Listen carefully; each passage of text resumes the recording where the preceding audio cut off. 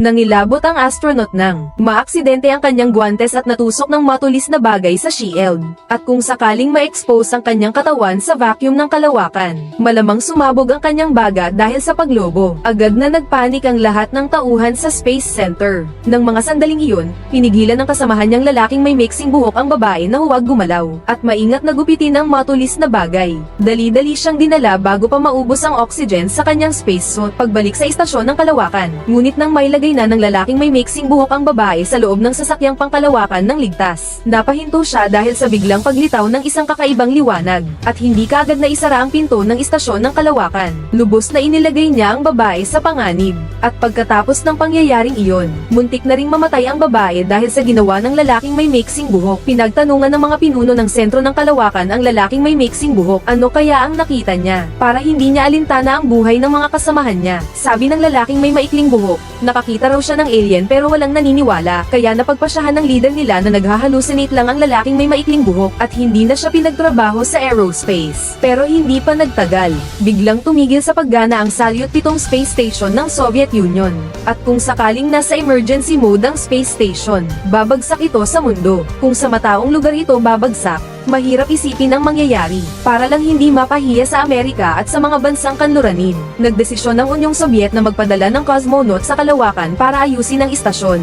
Kung hindi maayos, babarilin na lang nila ito ng missile. Pero ang gagawin nilang iyon ay magdudulot ng maraming kalat sa kalawakan, at sisirain ang lahat ng satellite sa orbit. At least, ang teknolohiya nila sa kalawakan ay maantala ng 10 taon. Kaya naman, agad-agad silang nagsimula ng maghanap. Kailangan nilang mahanap ang mga astronotang mayaman sa karanasan para subukang i-dock ang sasakyan sa istasyon sa simulation room. Pero dahil umiikot ang istasyon sa dalawang axis na may angular velocity na 1 degree kada segundo, napakahirap ng manual docking. Kahit ilang astronaut pa ang sumubok, kahit ilang beses pa, hindi sila nagtagumpay. Pati na ang mismong commander, hindi niya nagawa. Wala siyang nagawa kaya kinausap niya ang dati niyang kasamahan na may maikling buhok na natanggal sa trabaho. At umaasa siyang hahamunin nito ang panganib sa buhay para makapunta sa istasyon ng kalawakan at magsagawa ng pagkumpuni. Ganun na nga, sumakay sa sasakyang pangkalawakan ng lalaking may maikling buhok at ang kasamahan niyang may blonde na buhok patungo sa kalawakan.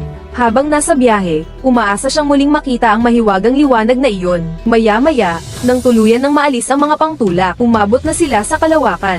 3 pagtatangka lang ang mayroon ng lalaking may mixing buhok para maikonekta ang sasakyan sa istasyon sa kalawakan. Pagkatapos ay maingat niyang inilipat ang hawakan. Sa ilalim ng panonood ng madla, sinimulan niya ang unang pagtatangka sa pagdocking. Ngunit nabigo ang unang pagtatangka. Maraming astronaut kasi ang nasa simulation room, na sumubok ng daan-daang beses pero ni isa ay hindi nagtagumpay. Pagkatapos ay pinagpahinga siya ng commander. Magdedesisyon akong talakayin sa lahat ang bagong plano. Samantala, nang kalkulahin ng kasama ni Kuya Shorthair, si Kuya Blondehair, ang datos, nalaman niya na kailangan nilang mapabilis ang kanilang sasakyang pangkalawakan ng 3 beses sa distansyang 111 metro mula sa istasyon ng kalawakan para magawa ang pagdugtong. Para lang magawa ang pagdugtong. Pero kung sakaling mabaygo ang pagdugtong, masisira ang sasakyang pangkalawakan at pareho silang mamamatay. At sa oras na iyon, hindi pa natatanggap ni Kuya Shorthair ang utos mula sa headquarters. Kaya't balak niyang isagawa ang mapanganib na pagdugtong. Ngunit napakabilis ng takbo ng istasyon ng kalawakan at ng sasakyang pangkalawakan.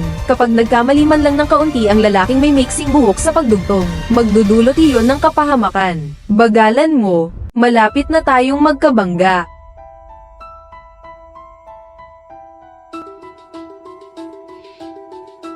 At sa pamamagitan ng kapanapanabik na pagmamaniobra, nagtagumpay ang lalaking may mixing buhok sa imposibleng himala sa kasaysayan ng kalawakan.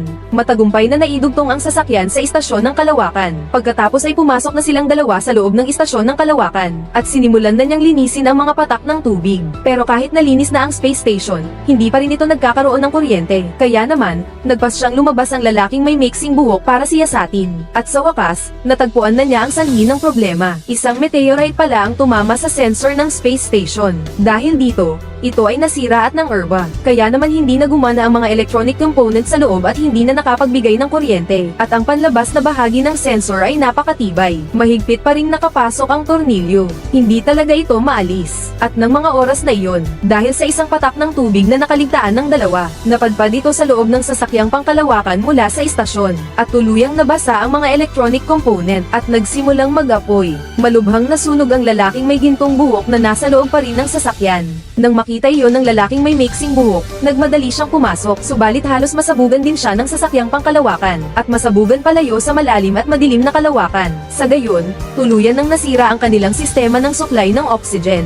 Lubos nilang nawalan ng kontrol sa sasakyang pangkalawakan, at ngayon, isa na lamang ang maaaring sumakay sa escape pod pabalik sa mundo. Ang isa ay kailangang magsakripisyo. Wala nang magagawa. Ang lalaking may mixing buhok ay kailangan lang kumuha ng martilyo para basagin ang panlabas na bahagi ng sensor. Kung kaya niyang basagin ito, masusugpo na ang sira ng istasyon sa kalawakan, at makakakuha sila ng dagdag na oxygen para mabuhay. Ngunit ang panlabas na bahagi ng sensor ay napakatibay. Sa kalagayan ng kawalan ng timbang, hindi niya ito kayang gumalaw kahit kaunti man lang. Pati na ang commander na nasa mundo ay kumuha na rin ng martilyo. Wala man ding epekto ang pagpupukpok ng pagpupukpok. Gusto nang sumuko ng tuluyan ng lalaking may mixing buhok, hanggang sa magsalita ang lalaking may blonde na buhok sa lalaking may mixing buhok. Kapag pumasok na tayo sa anino ng mundo, magiging sobrang lamig ng paligid. Sa ganitong oras, ang panlabas na balat ng metal sensor ang pinakamahina, at sa pagsisikap ng lalaking may mixing buhok, patuloy niya itong pinagtatrabahuan ng buong lakas, hanggang sa sumikat ulit ang araw sa kanila. Sa wakas, nagtagumpay ang lalaking may mixing buhok sa pagsira ng panlabas na bahagi ng sensor, at lumipad ito patungo sa kalawakan,